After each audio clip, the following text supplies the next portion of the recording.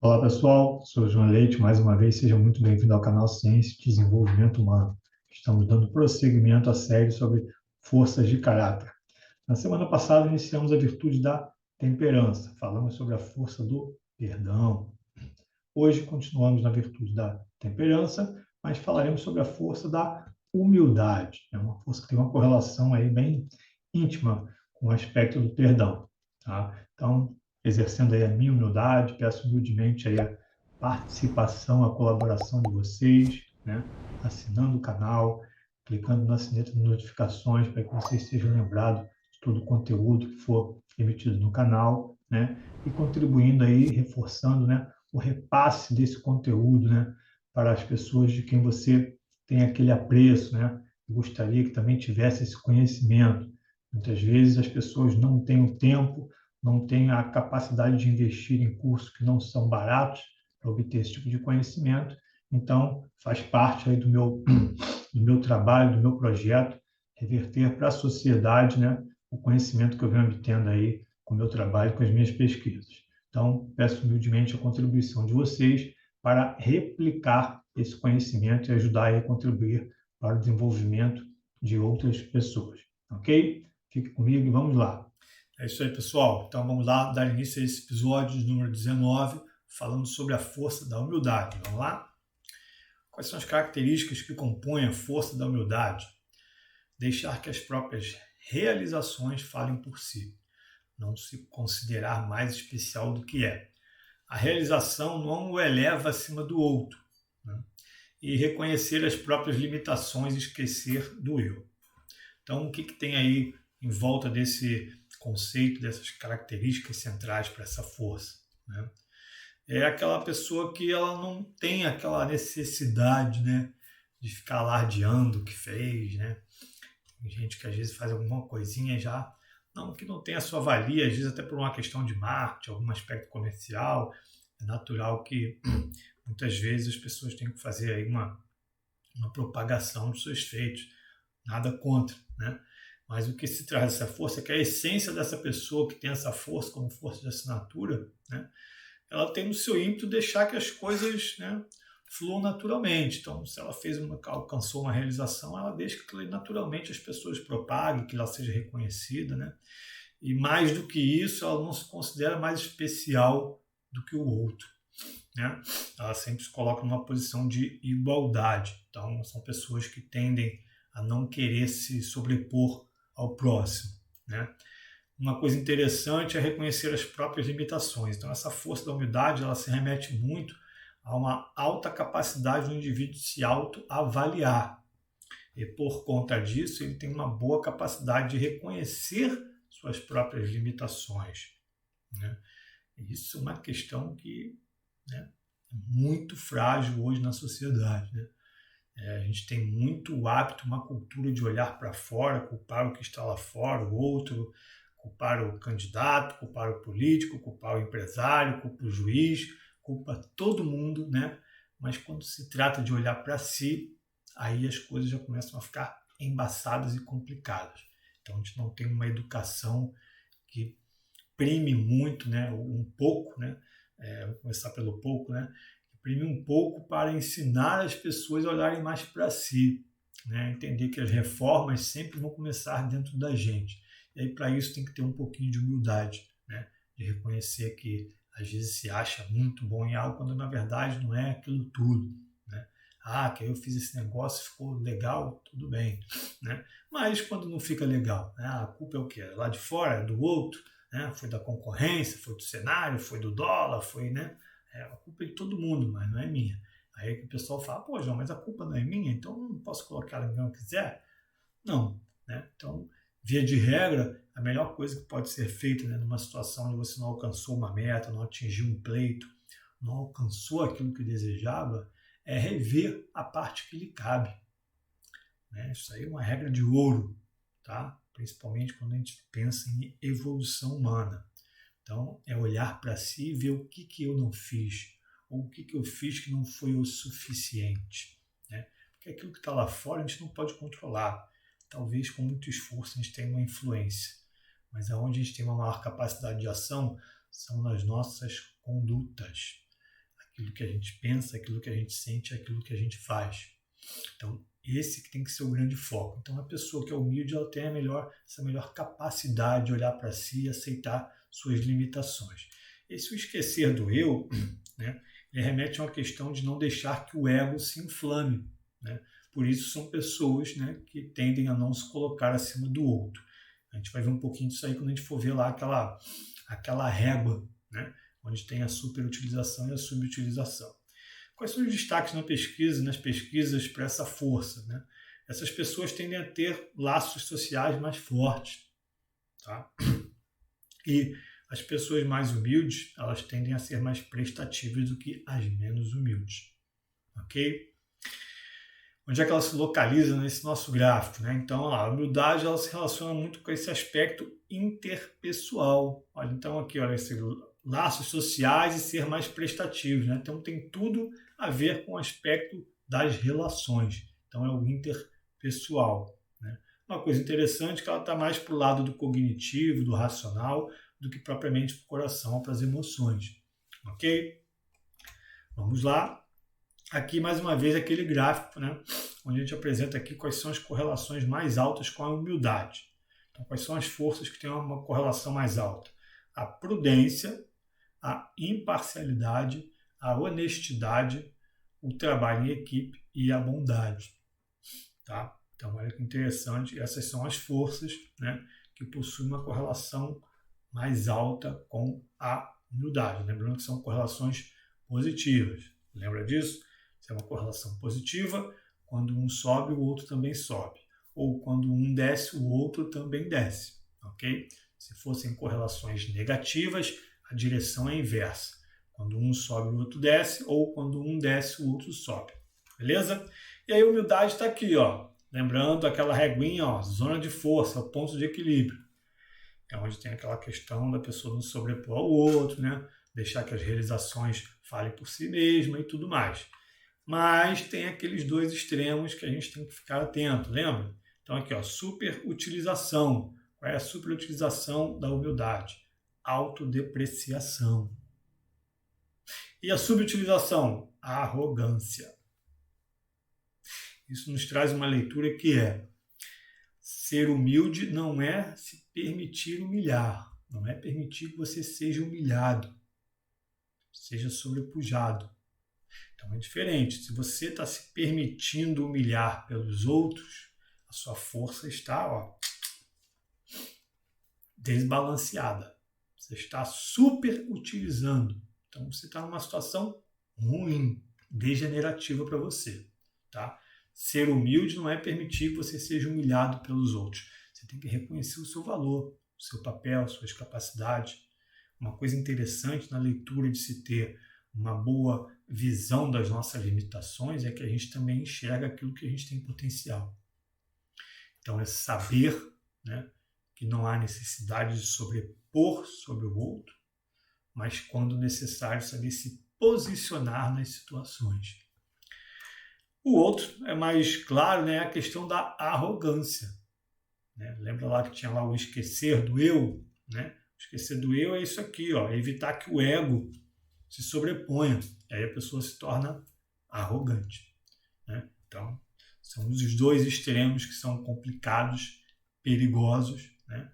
E que com certeza você deve estar lembrando de situações e pessoas que se enquadram aqui nessas situações. Né? Vamos lá. Quais são os correlatos positivos para essa força?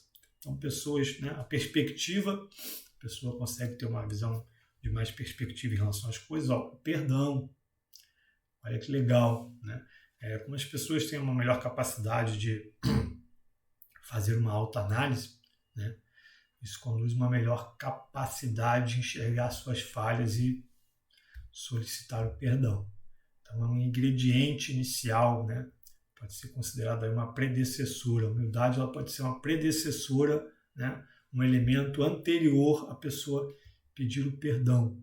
Né? Porque quando a gente não tem a humildade de reconhecer um erro, como é que você vai pedir perdão? Né? Complica. Tem também a questão do autocontrole. Olha, correlato positivo para a humildade, o autocontrole. Tá?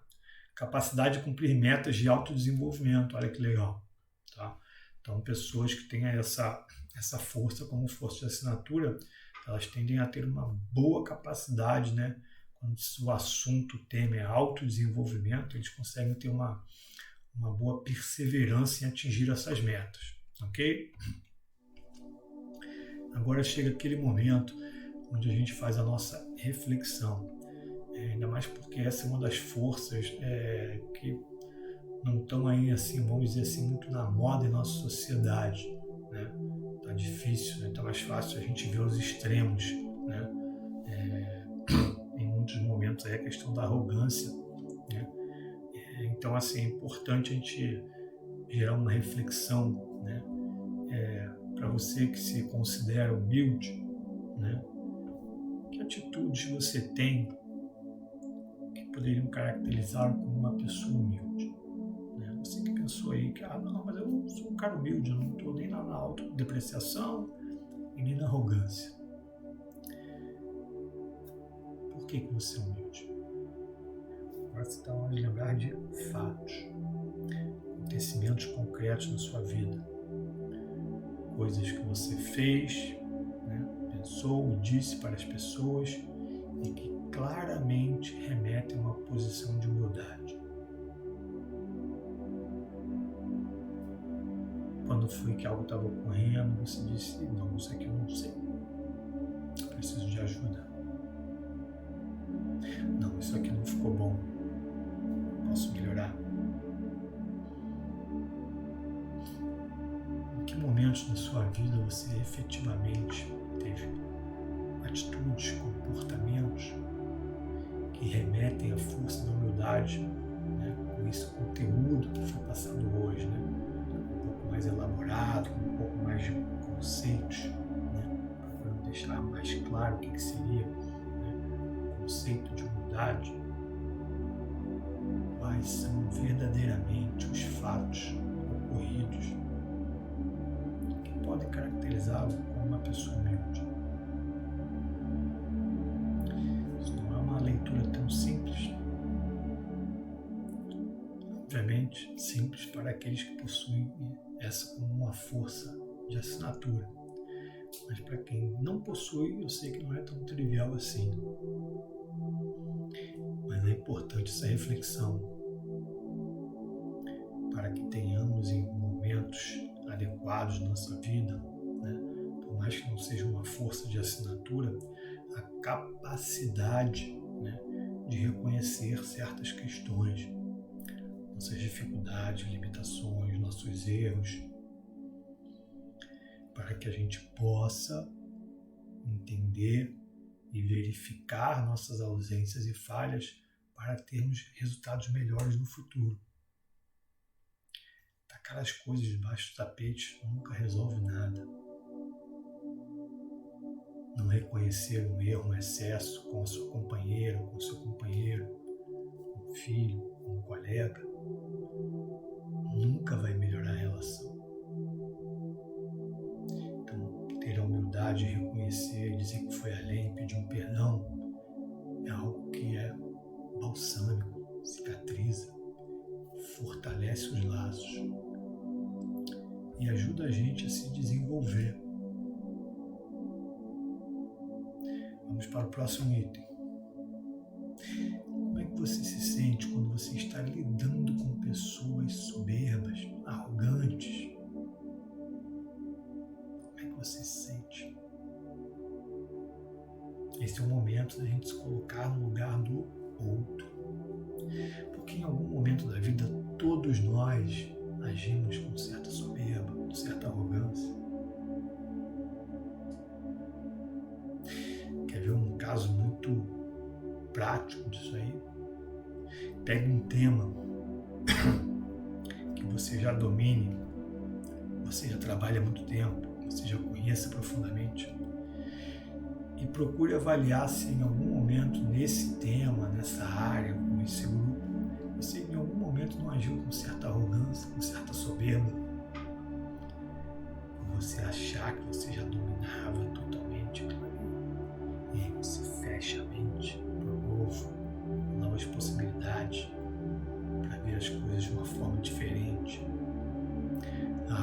arrogância, ela acaba bloqueando a perspectiva, a capacidade de retroalimentar, de pensar de novas maneiras. E aí você pensa, como é que você se sente quando você está lidando com um outro que é arrogante e soberbo? Isso é importante para a gente sentir os efeitos. E aí isso vai chamar nossa atenção para elevar a importância da gente se melhorar, da gente não agir dessa maneira. Porque quando a gente está do outro lado, a gente percebe que existem muitos impactos negativos, emocionais, psicológicos e também práticos nos negócios, nas metas. Quantas batalhas não foram perdidas por arrogância? Quantos projetos, empresas não quebraram por arrogância? Quantas relações já não foram desfeitas por arrogância? A arrogância não tem nada a construir. A humildade, sim. Vamos lá? Agora vamos pensar um aspecto mais positivo. Como é que você verifica que a sua humildade inspira as pessoas à sua volta? Aquela primeira reflexão, as suas características fizeram com que você se considerasse uma pessoa humilde. Pega esses eventos e pensa o seguinte: como é que isso afetou positivamente as pessoas à sua volta? Que tipo de resposta, de retorno, de feedback você teve? Às vezes não algo dito, mas um comportamento positivo. Como é que isso afetou as pessoas?